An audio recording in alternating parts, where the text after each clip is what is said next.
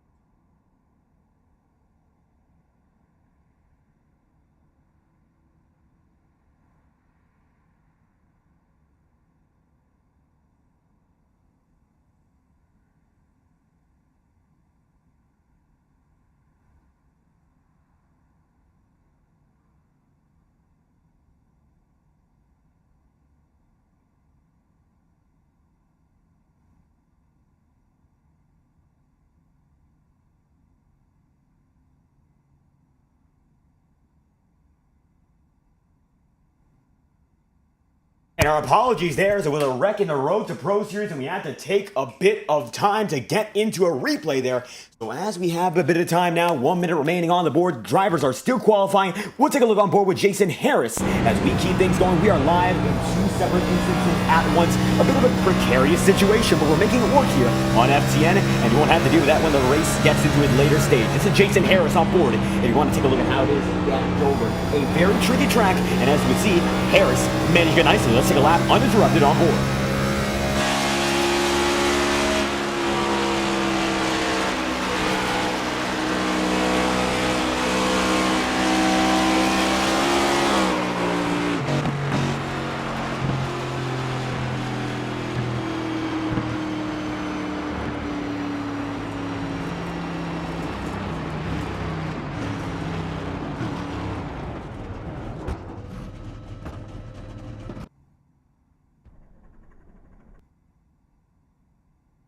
And with Harris off of the circuit, 4 seconds remain here in qualifying. So without further ado, let's get into your starting grid for tonight's event. And it's going to be a great one indeed as we get back into it. It's going to be, of course, led off by one of the great drivers in this series. And who else to kick it off at the Monster Mile but Adam Bozzi. And Bozzi takes the pole position here, and it's going to be a great run for him. He's certainly going to be happy about that one, as 125 miles are here to settle the score at Dover, the 1 mile sweeper. And right now, Taylor Hurst reads in the Road to Pro Series. He's going to be leading it and reading the situation quite nicely. Now, we were the Next Gens here tonight on the Highline Racing League, as always, and it is, as always, one of the regulars who takes it out in front. So without further ado, this is going to be your starting grid for tonight's event. Let's get it underway, and it's going to be the driver of the number 27 machine in Adam Bozzi taking the pole for the Lickety Lew's 125, and it's going to be a total of 22.938. Thank you, MDLXL, for stopping by. Dylan Clark going to be in second with a 22.996, and Casey Heschel going to be there in third with a 23.005. Robert Tenney going to be there in fourth with a 23.008, and Scott Wheeler, fifth, your defending champion, with 23.017. Corey Bletton's going to be sixth on the board with a 23.019, and Terry Brooks going to be there with a 23.027. Bouncing back after a disastrous ending at Watkins Glen, Alan Kuhlman, eighth place for the 8 machine. He's going to have a 23.035 to speak of here. So absolutely what he loves to see for the driver of the number 8 machine. As from there on out, it's going to include James McKee in 9th in the 9 machine, and Ben Colton Gardner, who appears to be scored once again in that 26. That's going to be your 40 machine, but something going on with iRacing that's registering him as the 26 once again tonight. Then from there, it's going to be position number 11, the driver of Connor Holden. He's going to have a 23.083, and then it's going to be Kendall Kerr with a 23.099, Roberto Ramirez in 13 with a 23.107, and Kenny Brooks with a 23.140. You're there in 14th. Brad Kress could be 15 with a 23.153. Dylan Petit is there with a 155. And then Jeff Morash in 17 with a 23.198. Then Jackson Hartman there in the 19 machine, 23.2. Jason Harris there with a 23.257. And then Matthew Rodriguez, 6. And there we get at it once again. And it's going to be 21st from here on out.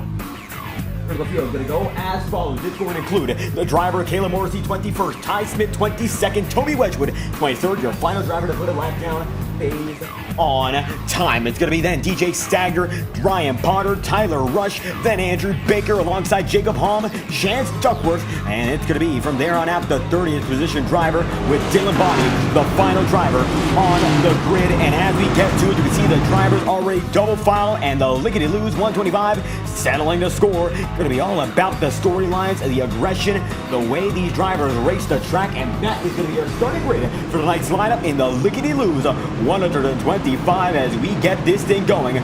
This time by one of the highest bank tracks in all of NASCAR and all of iRacing, and it's one of the shorter ones to have that characteristic. And this time by, it's going to be Adam Bozzi with Dylan Clark right there in tow. It's going to be the 27th defending winner, number 5, taking it on this time by race 101, the Centennial last week. We are green in Lickety Lew's 125. Going to be the Bearcat Motorsports machine clawing his way in to lead already.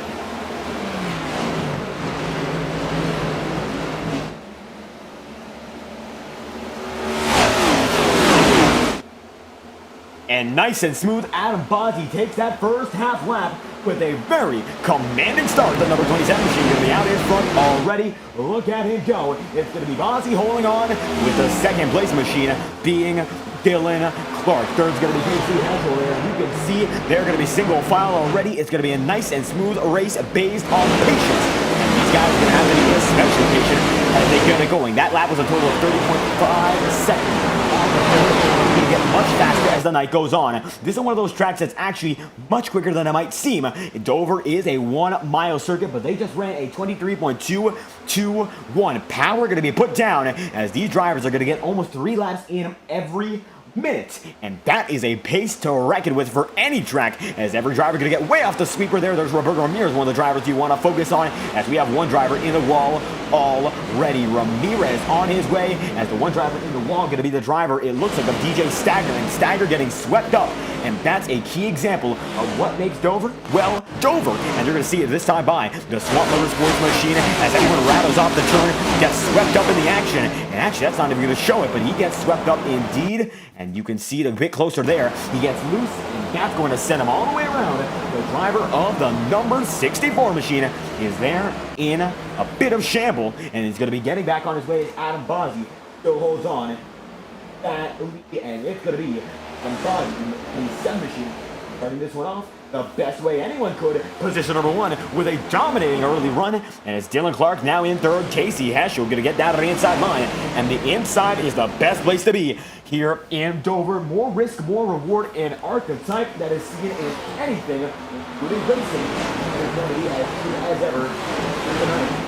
Get into it, it's going to be who else? For the driver of the 97 machine now, Scott Wheeler getting his way up into third as the battle inside the podium rages on. It's going to be now Robert Kenny getting himself up into fourth. Looks like timing and scoring showing extra rows that are not going to be applicable for tonight's event, so give us just a moment to get that reloaded. As you can see, every driver pacing it nice and smooth, not a lot of double file racing so far, and that's because it's a challenge coming in the track like this Dover, and it is evident that Dylan Clark's going to get in the wall right there, and he's going to show that challenge in motion. Robert Kenny holds on. It looks like Terry Brooks now going to be able to get up to Dylan Clark, and Brooks with a bounce back run. He's starting it off strong. Will he be able to finish it off strong? We will see, because right now it looks like in the back of the back, Kenny Brooks going to have a bit of trouble keeping it squirrely, and he gets out of the inside line nonetheless. Jackson Hartman making his return to the ovals, and this time by, he gets a bit stepped out, but keeps it going. And he returned at Richmond a few weeks prior to this one. Came to Watkins Glen at a nice strong run there, and it looks like Dover might not be his strong suit. running strong either way. And it seems like with that being the case, you see two drivers getting the wall. Dalton Beer in the back of the pack there with it looks like the Matthew Rodriguez machine, and the Caterpillar sponsor Matthew Rodriguez going to almost demolish his machine like one of the Caterpillar's incredible machines of infrastructure. And so far, it's going to be another driver going down to the wall, and that's going to be Ryan Potter. So it looks like the Swamp not having a great time. They are getting drained.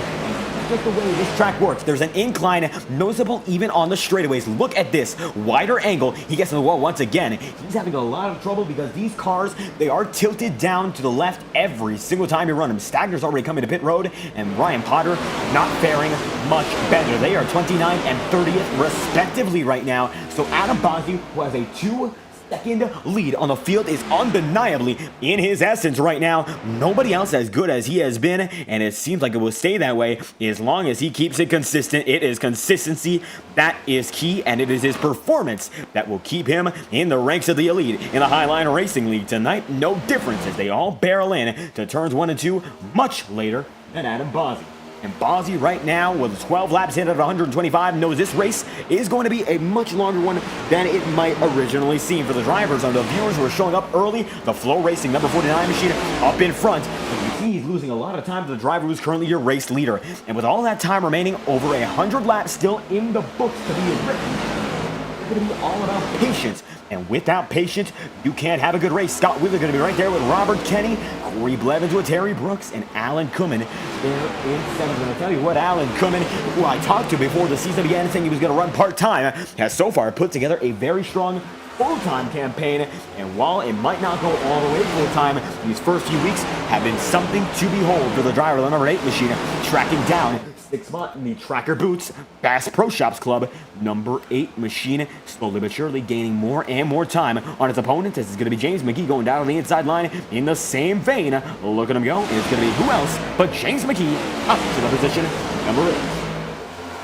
And it looks like now 14 laps in out of 125 drivers beginning to settle in once again as Wheeler, you can see, there in 3rd. But the Flow Racing number 49, one of those stunning paint schemes that Casey Heschel always brings to the table. This one's the first time we've seen it in the Highline Racing League. And right now he is running that low line as most other drivers are. Let's ride up over the man in that number 49 machine and see what's going on. Now, we might have some uninterrupted segments of onboard shots, and that's going to be because we are broadcasting in the very same room the eNASCAR Road to Pro qualifying iRacing series, and if there's an incident there, we're going to have to get an instant replay, so bear with us through the first segment of this race. It is almost certain that the remainder of this race will not overlap with the final 20-odd minutes of the Road to Pro, so as we still have time, not to lose or to waste, but to put together a great show here, you will see some uninterrupted footage of how these drivers drive at Dover to give every viewer more insight. Look at this, 5th gear gets down to 4th. Now he's going to go down to 8,100 revs a minute. Now going to get down to 70, backs it in, puts it in the 4th gear once again, 8,200 revs a minute. Then gets it over to the 5th gear, shifts it once up, and he's going to be able to get up to 8,300 there, and backs it down immediately into 4th. It is a precise game here in Dover. We'll watch on board. It looks like Adam Bossi is staying in 5th gear all the way, and he's using a bit less of his tire, putting a bit less pressure on the engine, and that might be the key to his success. Dover is a very slick concrete track, and because of that, you might be able to warm up yourself just a bit more as a result of pushing just a bit too hard. Pushing too hard, well, it's going to weave you all the way down to the infield. The only driver who appears to have ever saved it here at Dover perfectly, Jimmy Johnson, an iconic clip in his first championship year in 2006, in the inaugural season of the Jimmy Johnson Domination Tour, where one of his highlighting moments was at Dover coming off of the front straightaway. Team owner Jeff Gordon sat and actually stood in awe as his driver and his teammate spun all the way down from where Adam Bossi is on the track right now to where Adam Bossi will be at this point. And it's about a few seconds in a full pace lap. So imagine the horror that Jimmy Johnson was in with the banking so extreme, more extreme than places we've been to before. We were broadcasting New Hampshire just about an hour before this, and the track there, their turns are less banks from the straightaway here at Dover. If that puts it into perspective, I'm pretty sure it does. I don't know what else will, as it looks like right now drivers are beginning to cycle, as I do believe Scott Wheeler has disconnected from the session, and Wheeler's going to be down and out with a big issue. Let's find out why. 20 seconds back, looking at Scott Wheeler right now, the driver who was running in 3rd. It looks like an internet disconnection for just a moment. Right now he is running up in 3rd once again, but that was a big blink, about 10-15 seconds And iRacing is picky when it comes to drivers having issues. And with situations like that, if you blink out for any longer than about 25-30 seconds, you're done. Session will disconnect you no matter what the reason is, and that is to make sure that no driver cheats on iRacing. Imagine this. Disconnect your internet for about 5 seconds, get it back way quick, to have some sort of cheat that is not detected by the easy anti-cheat system here on the platform. You will have an advantage and you will never be caught. Now, iRacing does have the ability for drivers to send telemetry to league owners. That is not a setting enabled here in the Highline Racing League. Now, for good reason. Very trustworthy drivers here. I don't believe that would be a concern at all. But if you put it into perspective, iRacing has seen its fair share of scandalous moments.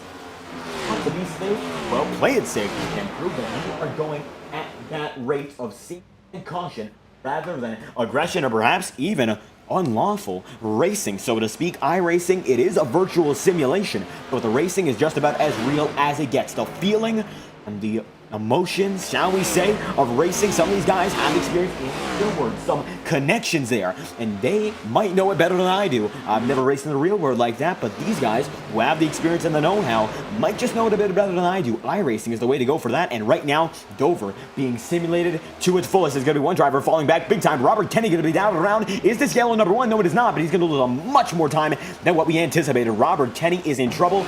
Let's look at why. And he's falling down the ladder so quickly that we can't even catch up to him. So this is what happened.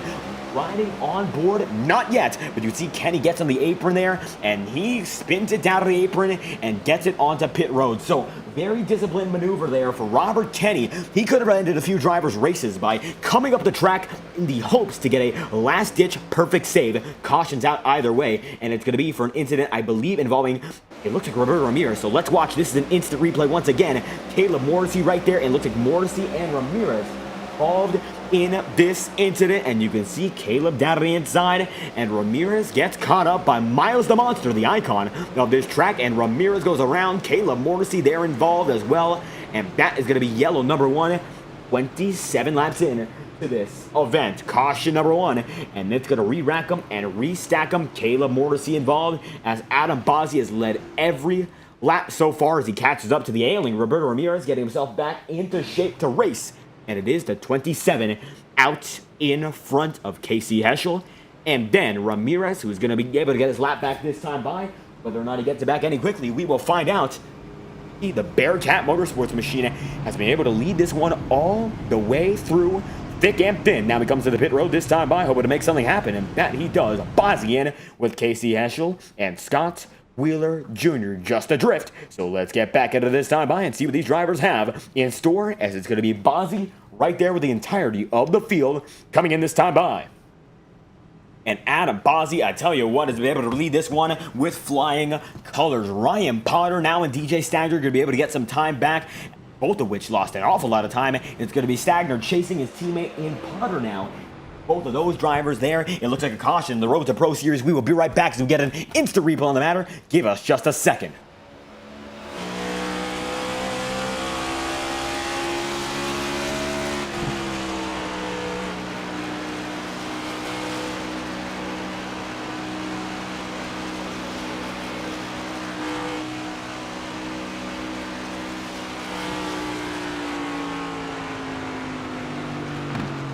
As you can see, 28 laps into the Highline Racing League, we have a wreck in the Road to Pro Series to give everyone updates.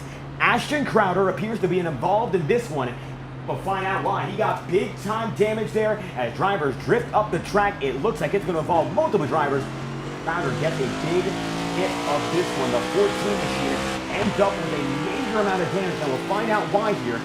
Looks like he just gets hit at the tail end of the incident. That's going to be your wreck for tonight's event. Looks like wreck number 2 there as we get back up to the live feed. 30 laps remain the Road to Pro Tour, but 28 laps into the Highline Racing League. Back up. Drivers out front there and get you back to your uninterrupted coverage live on FTN. Give us just a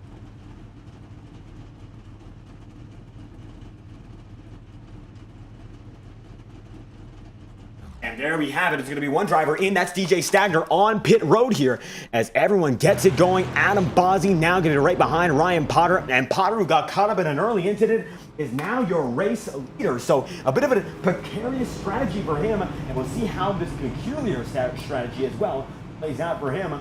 Just absolute decision made in the 99 camp not work out. Whether or not it does. 29 to do in the road to pro world, and 29 laps in here. Going to be synced up for the first time for quite a while. I think that's the only time we'll get them synchronized once again. Now, the iRacing official pace car leads them through in the road to pro world. And down and in comes to, well, the Highline Racing League. When we get back at it this time by, it's going to be Roberto Ramirez and Kayla Morrissey involved in wreck number 1. 29 in out of 125. And here we will go again. Double file they are. And it's going to be Ramirez getting his lap back that time by. But Ryan Potter staying on the inside line here in a 29 lap old set of tires. We'll see whether or not he delegates himself to the inside or the outside when the restart begins. But right now, stay on the inside lane, hoping to get a much better run this time by than what we saw beforehand. It's a big risk. Is it worth taking? We'll find out.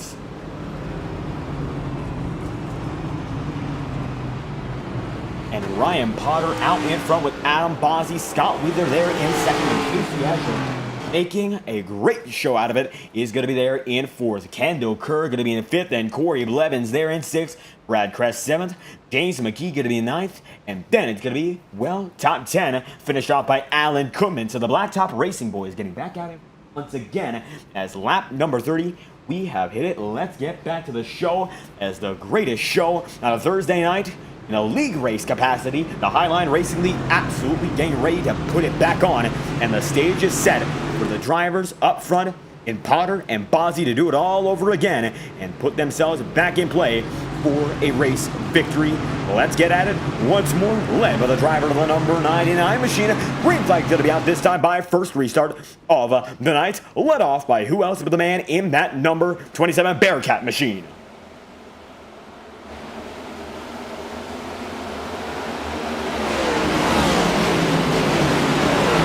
Number 27 going to be able to get a nice jump there with Ryan Potter in the mix. Going to be a great start for the both of them. And now Potter goes out of the inside line. It looks like something working for him as he chooses to stay on the track. And it is going to be track position over everything else. 31 laps, 125 here. And now Ryan Potter making a run for it down to the inside. He has a bit of pressure from Casey Heschel. And riding up over the driver on number 99 machine. You could see just the 49, but this is the 99.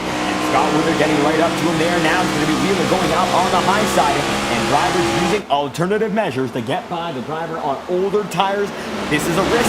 And it's worth taking. Adam Bozzi's now got it once again. And he's a 4/10 of a second lead over Casey Heschel. It has been his wheelhouse. Dover Motor Speedway has been for Adam Bozzi.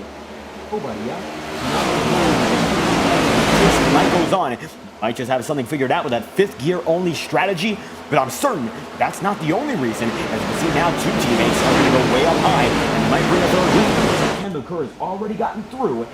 27 laps to go on the road to Pro World. 33 laps in here. We've got a lot to cover on the Fireball Talks NASCAR YouTube channel. And the SB Designs number 9 going to make it nice and fine as Alan Koopman keeps it in tow.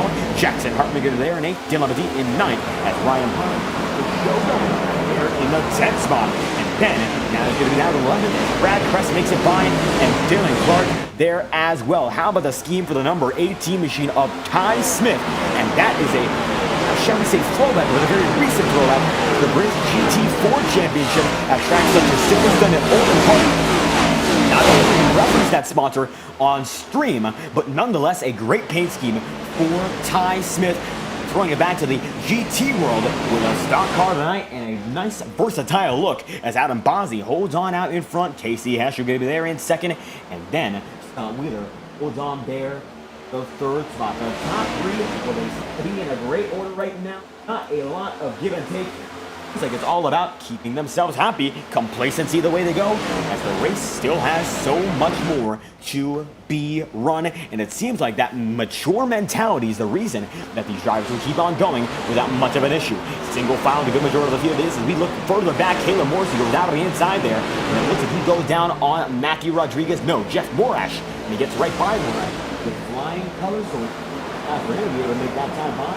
And it seems like now the channel lock number 6 has locked himself in for a race victory, unless something else happens and something goes astray. So far, it looks like nothing will. Well, race victory might be far-fetched, but Morrissey might be one of those drivers to look out for in the mid-pack. And we say that because last time he got a victory at Nashville, he did not start up in front. He was about in the same spots that he is now when he got that victory overall. So Caleb, one of those guys who comes up later in the field and later in the pack and just gets his way through with absolute tactical precision. That precision is the reason that Morrissey is a race winner in this league. Dylan Clark going to be able to hold on strong there in the 12th spot right now. Started up there in the top 3, but slowly but surely losing a bit of steam. Not too much. Very recoverable, so long as he keeps it rolling, as Casey Heschel is still 7/10 away from Adam Bozzi. Let's ride on board with the Bozzi machine to see how it is from the rear end. Certainly the closest driver in his rearview mirror is the driver of the 49. Casey Heschel has been up there and out of there for quite a while, and nobody been able to keep up with the top 2 drivers so far. How about we take a lap uninterrupted from the front end and see how it is for Adam Bozzi.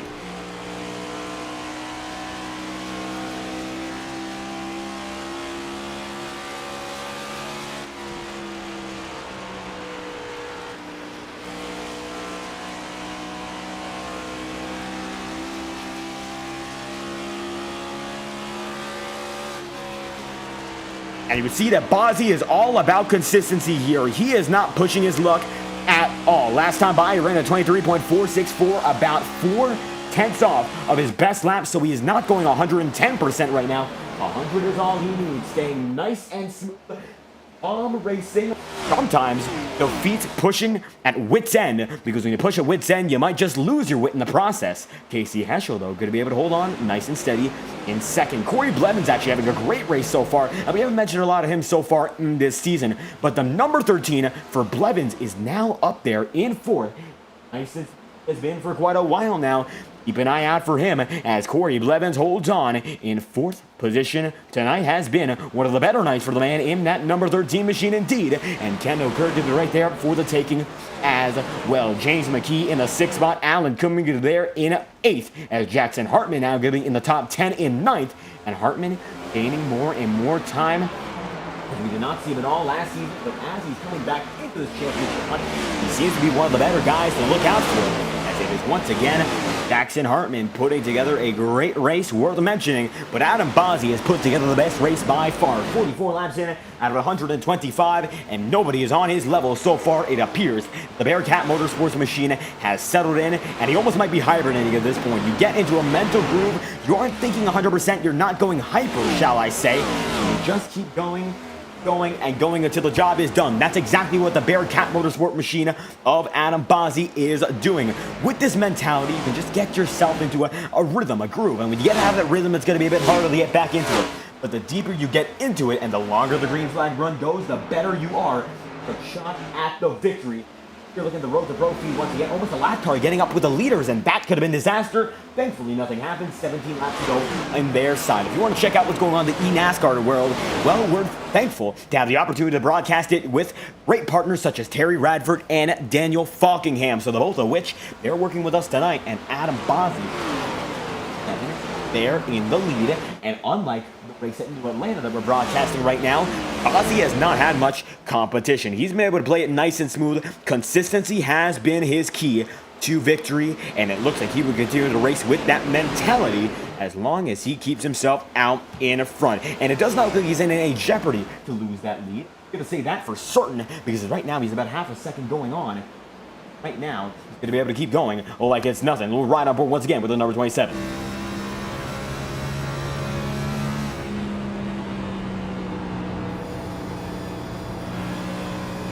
And 5th gear, he gets out at about 7,200 revs a minute. You can see that Bozzi, 49 laps into this one, is now going to be able to keep himself a 4/10 distance as lap 49, and the driver of the number 49 is now having a great opportunity to get out in front. This is going to be Casey Heschel gaining in slowly but surely. That time by a 1/10 of a second faster. And that appears to be his average pace now. He is about a 10th faster lap in, a lap out. Last time by, it was a 23.742, and this time by, a 5.62 for Heschel, a 7.42 for Adam Bozzi. So about 2/10 gain that time, and Adam Bozzi's groove might be falling out of favor right now. And what seemed to be a great momentum boost for him, getting that great jump, it could be tires degrading because he's pushing his stuff a bit more than what we expected. Now he's in 5th gear all the way, and right now Casey Heschel is so close Will he be able to make it too close for comfort this time by him? No, he doesn't. But he's faster, and it is evident now that the groove is for the 49 and not for the number 27. A better exit for Adam Bosby. That time by off corner. It's still going to be 51 laps in. You can see that the Casey Heschel machine is there in second. And there you have it, as Scott Wheeler holds on in third. And you can take a turn with him uninterrupted and see how it is inside the cockpit and see the minimal steering movement.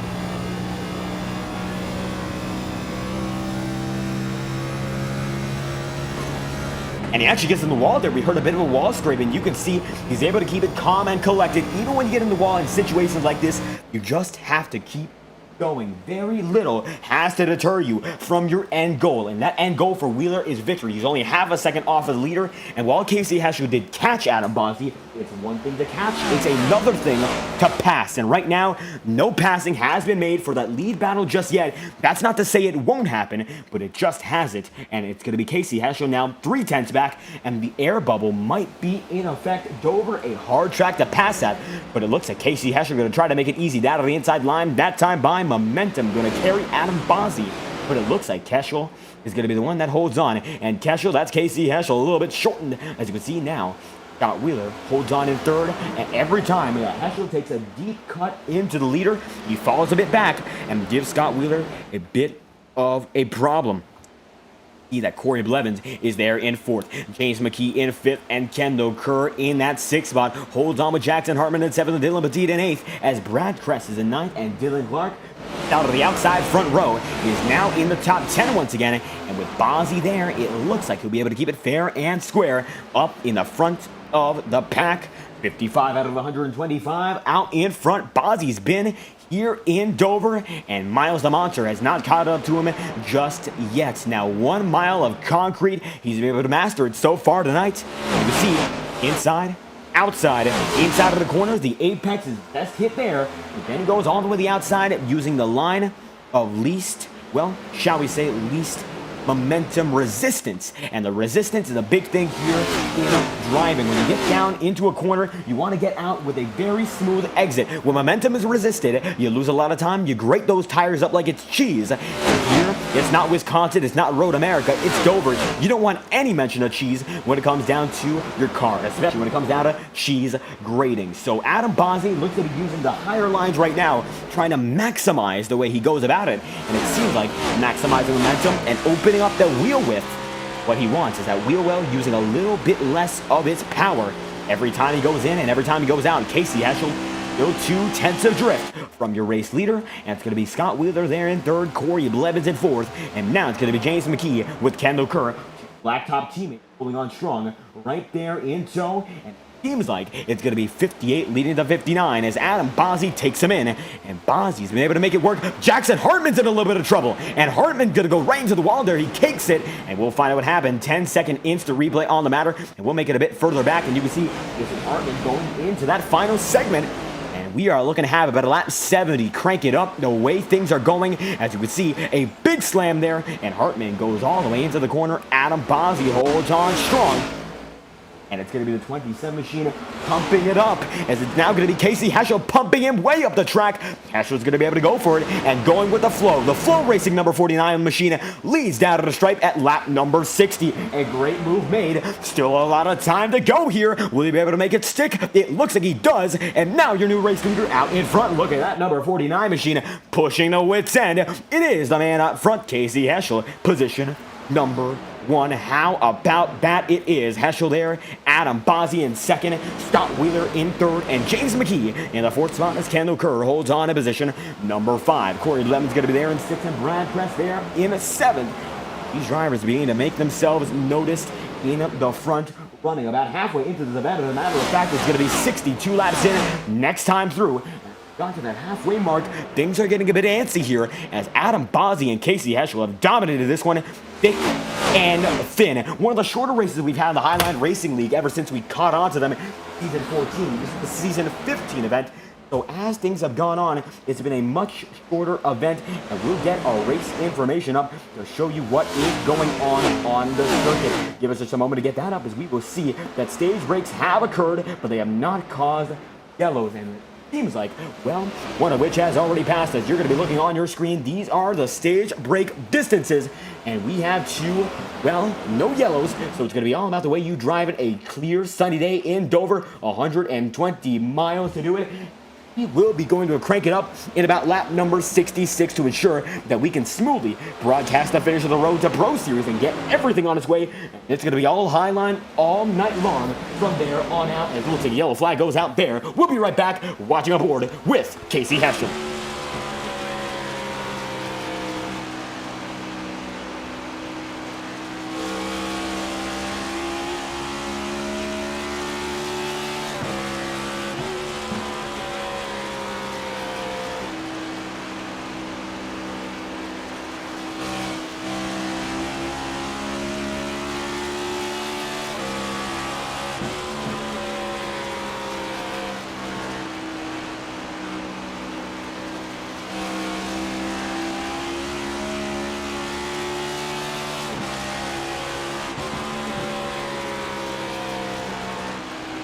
And as you can see, Adam Bozzi is in second, but Casey Heschel out in front, 66 laps in out of 125, and barreling down the back straightaway, still going to be able to be your race leader. That 49 Chevy Camaro is, as Garrison Hogan going to cause a wreck in the NASCAR Road to Pro Series there, and he's going to get caught in the catch fence. We'll go back to the live feed there, give us just a moment, as Bozzi still trying to chase down your race leader in that 49.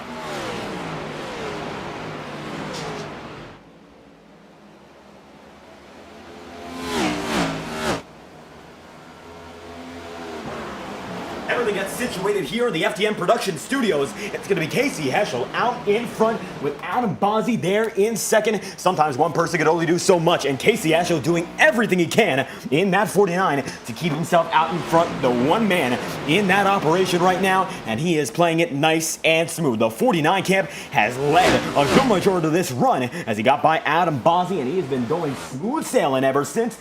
It'll be a smooth ride for him. Goes from lap number 68 to lap number 69. It has been a nice race. Man up in front all night long. We're going to capitalize on it at the tail end of it as 69 laps in. Our crank it up will be extended to a later few minutes, shall we say, and we'll bring it in at about the lap 75 point, as it's still going to be now James McKee fighting with Scott Wheeler, and let's ride on board the number 9 machine in McKee at the moment. And you can see Scott Wheeler right behind him. Kendall Kerr is going to be in tow.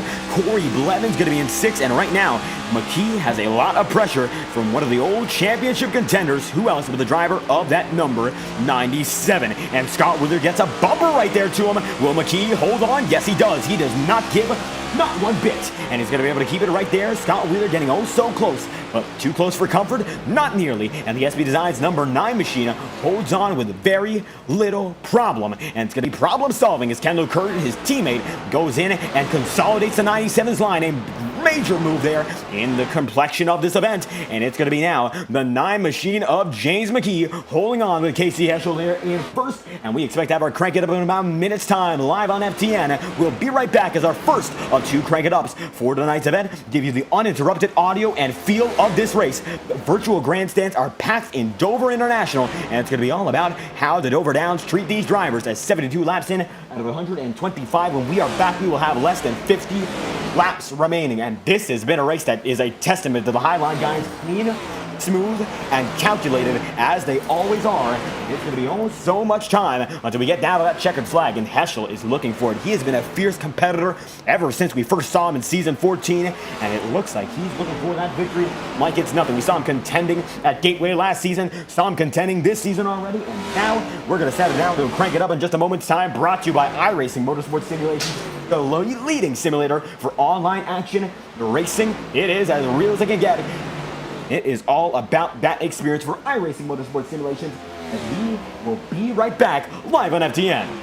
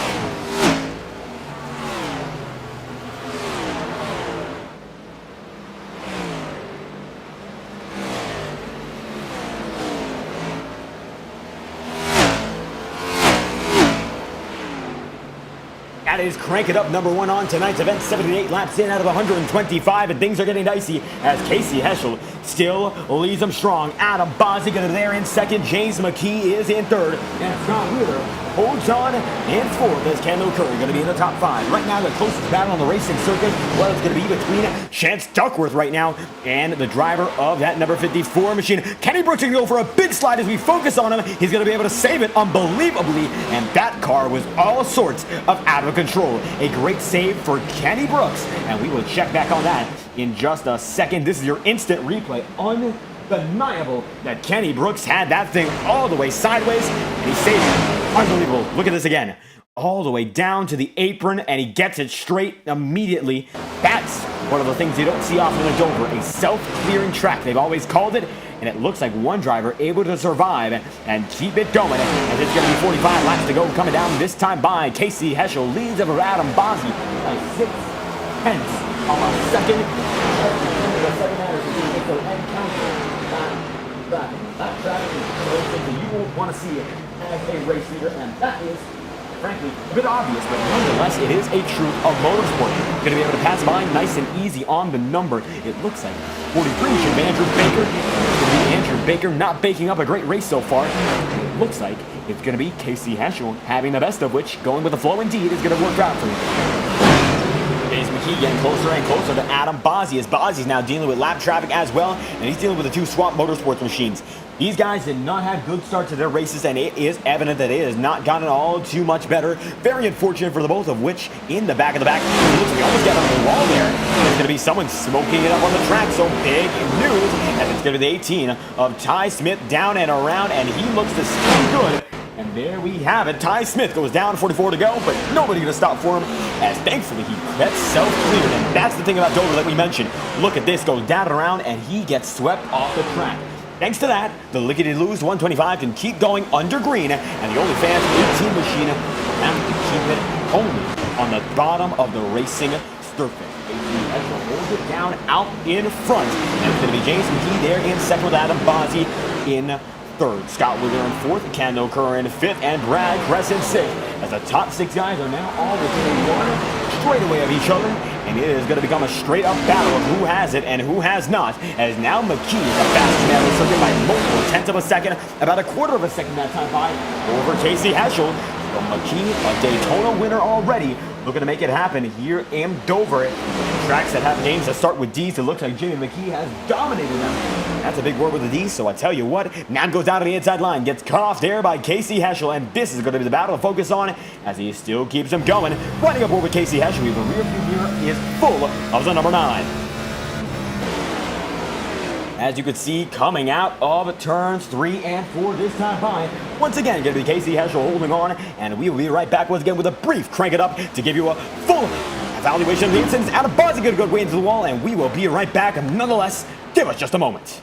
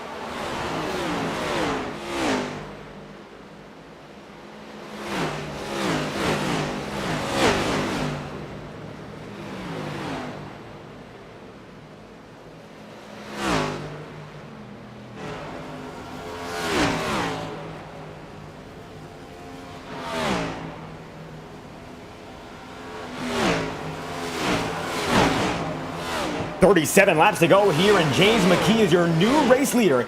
here in Dover. Let's show you how it happened, as it's the number 9 machine who gets out in front of the driver, the number 49, the Flow Racing machine, who went with the flow for oh so long, and now seems to be in a bit of trouble, falling back on pace. Dylan Petit comes down pit road. That's going to be your first strategy pit stop we've seen all race long, and it's going to be, how about that, James McKee, your new race leader, as we're watching back in the moment where you got it done out in front, laying down the lawn.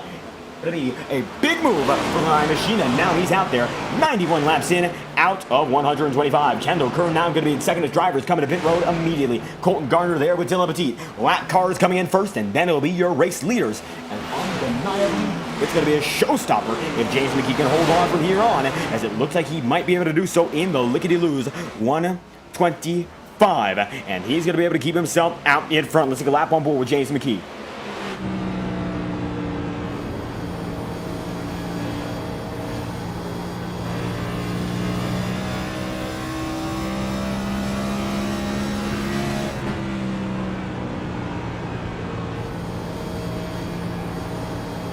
And out there with James McKee, you can see that number 9 machine catching up to Dalton Beer. Down to the inside he goes on a lap machine. You see the SB Designs number 9 looking fine. And he's going to be able to design the perfect path to get around every one of his opponents. Does it without that for the man out the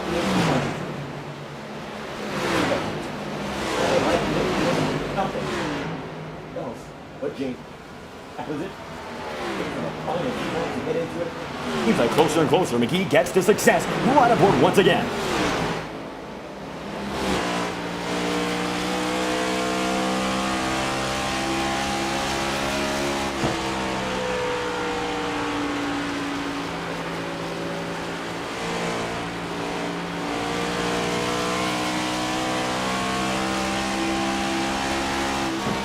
And McKee has seldom had to put his foot off of that throttle.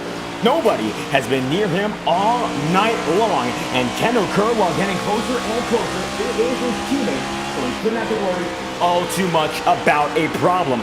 Brad Crest going to be there in third, one of their teammates as well. Blacktop going to be 1, 2, and 3 with 31 remaining. And last time by, James McKee ran a 24.698. Kendall Kerr going to be there in second as Brad Crest holds on in third. Corey Blevins there with Terry Brooks. And unbelievably, Alan Kuhlman holds on in sixth with Matthew Rodriguez. Tyler Rush with a brand new look tonight with a Pizza Hut number 72 machine. Of course, we've seen it debut this season. It is going to be new for it. And now he's got his number updated in our timing and scoring system. And it looks great. The Pizza Hut machine looking to out-pizza every other driver. He's done so. Now can he outpace him? We will find out. Holds on nice and smooth. And it's going to be who else with the driver of that number 9 who's been able to hold on out in front of every other driver with a total of 29 laps remaining. And undeniably, it seems like he'll be able to keep it at mix until the tail end. James McKee is right there. Nice and smooth. He's been all night long, and Mr. Consistent, he looks to be in the tail end of this one as the 9 for SB Designs, representing one of our premier partners proudly. And SB Designs, one of the great partners of the Highline Racing League. We are so dearly glad to have them aboard every week that we go live, and every week that we go racing here in the Highline Racing League. We could truly never do it without them. And how about that for the driver of that number? Well, the 9 machine as Kendall Kerr holds on in second. Brad Kreska there in third. Terry Brooks in fourth. And Corey Blevins in fifth. Alan coming there in position number 6. As it's going to be Matthew Rodriguez there in 7th. Tyler Rush going to be there in 8th as well. And Kenny Brooks holds on strong in position number 9. We will be right back once again.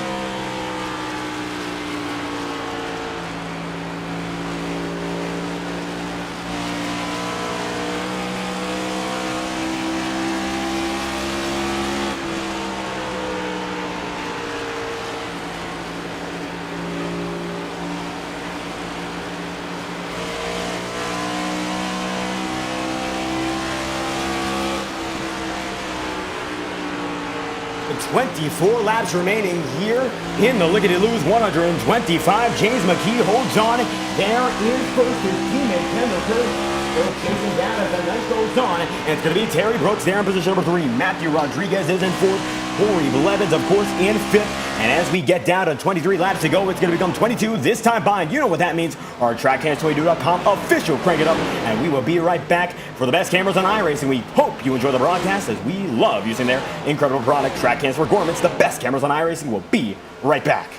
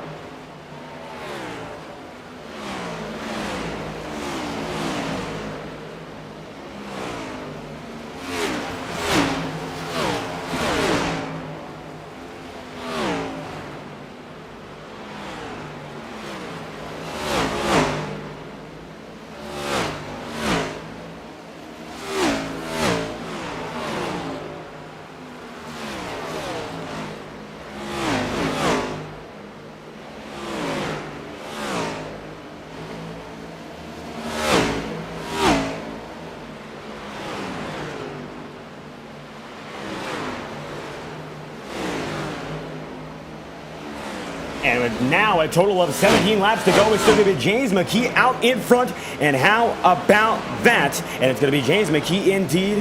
Holding on strong. Kendall Kerr going to be in 2nd. Terry Brooks in 3rd. And top 3 hold on strong. And you can ride up over Terry Brooks. See how it is inside that cockpit.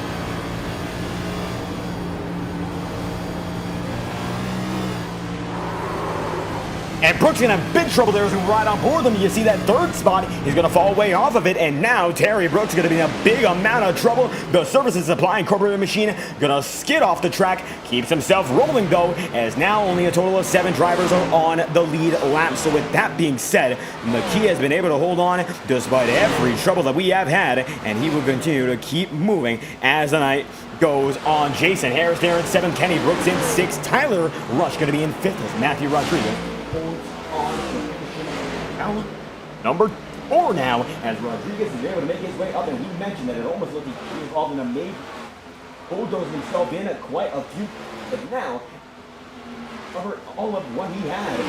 Going to be the driver of that number 51, Rodriguez, right up there as James McKee holds on to position number 2.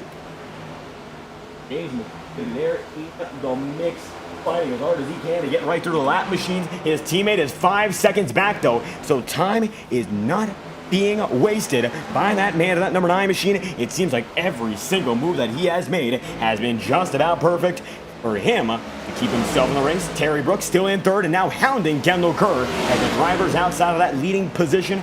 They have been much more inconsistent than any other bunch, but it seems like it's just been the driver of the number 9 better than everyone else, no matter how you slice it. That's just how it's been here in Dover, as Brooks gonna get himself chop off, and it's gonna be a chop off indeed for Kendall Kerr, able to make it through. James McKee there in 4th, and the Lickety Lew's 125 comes down to its final 12 laps, and undeniably it is going to be a push till the end. Emma Ox, thank you for stopping by and supporting the channel. It's greatly appreciated. Matthew Rodriguez keeps himself moving. Kenny Brooks is there in 5th. Tyler Rush in 6th. Jason Harris in 7th. And Casey Heschel holds on in 8th as Adam Bonds is going to be position number 9. Dylan Petit going to be top 10 as Caleb Morrissey there in 11th. And you can see that Petit keeps it nice and smooth with Adam Bozzi there as Heschel's going to be in 8th. Tyler Rush going to be there in 7th. Jason Harris going to keep it in position number 6. Kenny Brooks still going to be in the top 5 though, despite all the chaos and all the trials and tribulations. It has been a great run for who else but the man in that number 54, as it's still going to be a top 5 night if you finish it off the way that he has been able to run it thus far. James McKee though coming down to what's going to be 9 laps to go this time by, and it's going to be all she wrote if he gets it down to the stripe from here on out, and it looks like that he might just be able to do. James McKee, 9 laps remaining here in the Lickety Lew's 125 at Dover, and it looks like the Dover Downs have treated him proper, and he'll be able to keep himself in the battle until the tail end. And it looks like by this point it is not a battle. Tyler Rush pulls down to the inside line, letting your leader go, and now it's going to be Jeff Morash and James McKee side by side, but only one's going to be on that lead lap, as now only a total of 9 drivers are there on that lead lap, and they have been able to push themselves to wit's end time after time, and undeniably it has been a show worth remembering. The SB Designs number 9 machine coming down to the stripe this time by. It will become 7 laps remaining, and it's going to be all about what these guys have in store for the end, and this is the end. If you can't finish it off nicely now, well, you will of course be in just a bit of trouble. But it looks like by this point the final spots are almost set in stone, as long as they're able to run it through. Terry Brooks going to now be in 2nd. He's going to get by Kendall Kerr, nice and easy. A very nice move there. And then it's Max Rodriguez in 4th with Jason Harris in 5th. Casey Heschel now going to be in 6th as they go up, down, left, and right. What happened? They have been moving like it is nothing as they go up, down, left, right, and all that. Casey Heschel, one of those drivers who has been taming the beast of Dover better than almost anyone else has, and it looks like he'll continue to do so as the night goes on. How about it? Casey Heschel going to be in 5th, Matthew Rodriguez in 4th, and Kendall Kerr there in 3rd as Terry Brooks keeps himself in the mix in 2nd. James McKee in 1st. Coming out of the stripe, it's going to be 5 laps remaining, and Jason Harris now going to see that he gets right by the Dylan Petit machine. It's going to be Casey Heschel now fighting with Corey Blevins, and these guys are going to fight to the tail end of it. This is going to be the final spot in that top 5. Terry Brooks is going to be in 2nd. These guys are the top 5 that all but ran away, but it's going to be between these 2 final drivers for what could be the final battle of the night, and it's going to come down to all of these drivers putting it all together, and it's going to be Casey Heschel there, Matthew Rodriguez in the mix, Kendall Kerr in 3rd, Terry Brooks in 2nd, but James McKee there in 1st, and it's going to be 3 laps to go for the SB Designs machine that's led him just about all the way, and James McKee getting down to the apex every single time. He seems to be able to do it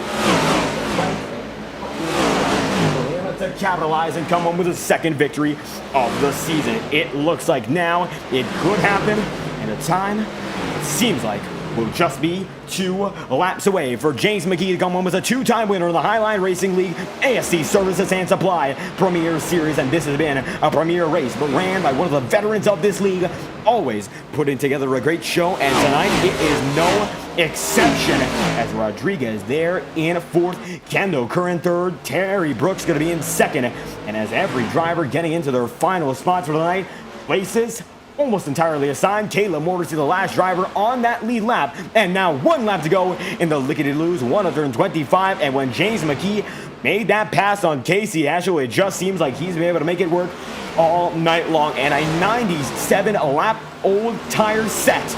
He's been outlasting every other driver, and old tires, new tires, nothing could beat this man. Win number 2 on a season that looks to be great for the number 9 machine. SB Designs back in victory lane with James McKee winning the Lickety Lew's 125 here in Dover. Unbelievable performance. And how about that? Once again, a great show put on by James McKee as we will get through your race results for tonight's event. Undeniably one. Won't want to forget, it's James McKee, of course, putting together a great show, and he's the man on top of the board, the number 9 machine for Blacktop Racing, your race winner here in Dover. Unbelievable. And he's going to come down to the apron here and get it all settled out as we get your race results in for tonight's event. James McKee comes out position number 1 in one of the trickiest tracks on the schedule. And then it's going to be Terry Brooks 10 seconds back with Kendall Kerr in 3rd, Matthew Rodriguez in 4th, Casey Heschel in 5th, and Jason Harris position number 6. Dylan Petit going to be 7th, and Caleb Morrissey in 8th. Adam Bozzi there in 9th, 1 lap down, with Alan Kuman in 10th, a lap down as well. Remaining drivers include Kenny Brooks in 11th, Connor Holden in 12th, then Brad Kress in 13th, Corey Blevins in 14th, Colton Garner position number 15. Going to be that number 16, Jeff Morash. Brian Potter going to be 17th. Toby Wedger going to be 18th. And then Jacob Halm, 19th. Chance Duckworth going to be 20th. And from there on out, Dalton Beard, Ty Smith, Roberto Ramirez, Andrew Baker, DJ Stagger, Tyler Rush, Jackson Hartman. Have it all off, going to be Dylan Clark, Scott Wheeler, and Robert Tenney to round out the 30 drivers that got in to this event from the green flag, but only one can win the race, and that will be the driver of the number 9 machine. 2-time winner on the season. It looks like Dover gonna treat him fair as the driver of the number 9 comes home on the top of the boards. We get him right up to the top here. We're gonna try to move him slowly but surely, as it looks like we're still getting just a bit of trouble doing so, but it is gonna be James McKee top of the board, and we're gonna get him all the way up. I still can't seem to find him, but there he is, James McKee, winning your 2nd race of the season. How do you feel after this one? I didn't think I was gonna win, to be honest. It looks like you were able to come out with it. 125 miles of attrition. Did just that. How do you feel after an intense race? Over. I feel pretty good. I thought we were just gonna have a top 5 car. Didn't know if there was gonna be another caution that came out at the end. I wanted to pit, but my teammate Kendall Kerr said stay out, and he stayed out, and I don't know where he finished, but it ended up being the right call. I thought my right front was going to blow. Like staying on the track was the way to go. Now, what led you to that besides, of course, the team? Say that again? Now, what led you to keep with that tire strategy? Because it seems like it worked out all the way. It was when I found out that we lapped the guys at pit, and they went 2 laps down. If they were only 1 lap down, I was going to have to come in, but when I saw they weren't making up enough ground being 2 laps down, I just said, we're just going to stay out. We're just going to see what happens and hope for a top 10. And we ended up winning. And it looks like that is exactly what we were able to do. And it seems like the play was to stay. And Dover, one of the trickiest tracks, how was it managing as a driver overall? Towards the middle of the run, the car got really squirrely coming off the corners. It got really hard to pass, and you just had to hope that whoever's in front of you got a little bit looser and you got a better exit off to get the run down the back stretch or the front stretch. So, but it was a handful towards the end of the run. The tires really wore out. And it seems wearing out the tires worked out all the way. Now, any final thoughts before we get down to the next race of the season? Because this season still has so much more left in it. Just want to thank you all for broadcasting. Glad it wasn't a wreck fest tonight. We actually got to race and see some strategy come into play. And got a huge shout out, obviously, to Kendall for making those calls for he and I. And then the rest of my team. Got one of the best teams in this league. And one of the best teams indeed. Thank you, James McKee, coming home on top here in Dover. Appreciate you. There we have it. Race winner for the driver of the number 9 machine. Indeed, then in the 2nd spot, well, the driver of Terry Brooks in that 23, and we will get a word with him immediately. Terry Brooks, 2nd night, how you feeling? I feel ecstatic. To be running up front, then get loose, and have to go down there and catch the wall a little bit on the front stretch, and then fall all the way back, trying to just get composure back. Like it's over smoked right rear. I think at one point I was back to 27th. And then to come back through with strategy, that's just an amazing night. And an amazing night indeed. Strategy played in your favor. How tricky was it to manage Dover while running through the field? Very, very tricky. There's a lot of wall smacks that you get damaged, get caught up. You got real hairy once the guys with the new tires come out, because their gain speed was just so fast, and you were trying not to be in their way, to where if they made a mistake and didn't realize how fast they were gaining, they would just take you out of the race. But everything worked out. Super ecstatic to be able to run 2nd in this league, and it was just a great night. And a great night indeed. For the number 23 now, Terry Brooks. It seems like it all played out there. So 97 lap old tire set. What led you to stay on it? When I had to restart back in the back, I knew if it went green, I was going to have to make a fuel run, because just trying to gain all those spots and run your way back up, just not something you can do in this league. It's really hard to pass the entire field. So it went straight to strategy on that last restart, and was trying to conserve fuel, make sure we could make the fuel run, conserve tires, and worked out pretty good. I think right front was 22, right rear was 27. So we still had a little bit of tire left, so it was a good run. And a good run it was indeed, able to get through nice and smooth. Consistency there was key. Now, the 23 machine, second of the night, and your final thoughts? Just thank y'all for putting on the broadcast. It's a great show. Like this whole group of guys together. Discord's funny all week, just hearing all the commotion going back and forth and all the excitement coming for the races. And just hope we can keep partnering with y'all. And I appreciate everything y'all do for us. And absolutely a great honor to have drivers here as competitive as, of course, the Highline Racing League. And you came home in second as a result of that competition. It's going to be Terry Brooks, second on the board. Thank you for your time. Thank you. And there we have it. Brooks going to be on his way as Kendall Kerr third on the night. A very intense race with a lot of green flag racing. So what was it that got you there on the podium? Oh, the strategy call to stay out. Didn't really do any practicing throughout the week. Of course, iRacing released the Gen 4 car, so I spent most of my time driving that machine. But man, that was a great night for the league as in a whole, just to get back to a lot of more green flag racing. Felt good. We knew it was a short race, and man, I can't believe that the tires held up. My right front was 7% at the end of that thing. And it seems like the tires were a big talking point when it came to strategy. Now, what led you to the conclusion that staying out was the way to go? I mean, I knew fuel wasn't a question, and I knew we had done a good job of managing it. And I don't know, I was just trying to do math in my head. Pit road is so slow here at Dover. I think it's like 35 or 40 miles per hour, and a lot of those guys went 2 laps down. And, had it been a little bit bigger track where maybe they just went 1 down, their strategy would have worked and they'd have blown our doors off at the end of the thing. But heck, for very little practice, finishing third, and man, the points are jammed up. I just updated them. Bossy's the new points leader. I'm 1 behind him. McKee's 4 behind Bossy. Morrissey's right there. Connor, I mean, it's going to be an exciting battle this whole season. But man, just felt good to get some long green flag racing out there. And a great long green flag run that was to get through Dover. And I tell you what, one of the most challenging tracks on the schedule. But we're going to pull up the schedule right now and see what is coming up next. Now, Dover, of course, that's going to be round number 5. Darlington's going to be next for round 6. What's it going to take there? One of the other trickiest tracks on the schedule. Same thing. Manage the tires, and I love going to Darlington. It hadn't treated me all that kind, but it's just so fun to drive a track that's got 2 different corners. You got to remember what corner you're on at all times, similar to the Pocono track. But yeah, I'll be looking forward to Darlington. I'm glad we're back on the oval train here. Last week was rough. And it seems like the ovals are the way to go for quite a few races from here on out. And your final thoughts coming home in third?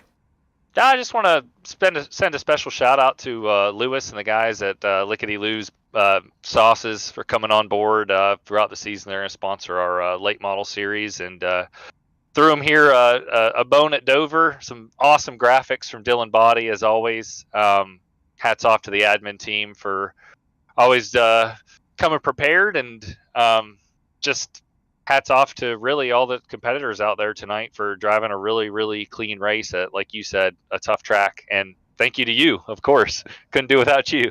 And undeniably one of the better races when it comes to strategy here in this league. Dover, it was a bit of a shorter one, but still one of those great races with long run action. And Kendall Kerr, you come home third on the board, and a sea of great drivers pushing to the limit. Thank you for your time. Thank you. Where do we have it? That's going to be your final driver in our podium roundup here as James McKee comes home on top here in the Highline Racing League's presentation of the Lickety Lew 125. Got to thank every single one of you for stopping by and watching this event, as we will be back on Saturday with 2 streams, and it is going to be after a great race at the Monster Mile to end off our week for tonight's, of course, festivities in racing. Got to thank you all once again. I'm David Kreutz, the host of this broadcast, and I hope you enjoy tonight's presentation. We hope to see you whenever we are live on FTN. Thank you all.